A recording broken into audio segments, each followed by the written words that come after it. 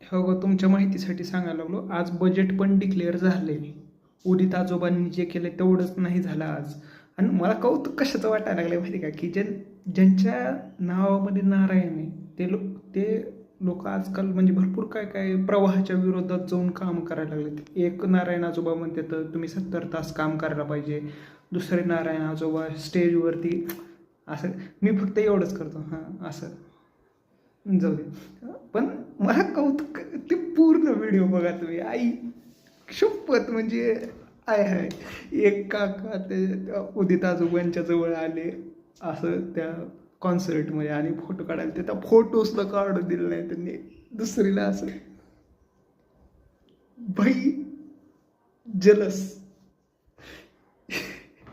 फक्त हसायला लागलो, मनात दुःख आहे भाई.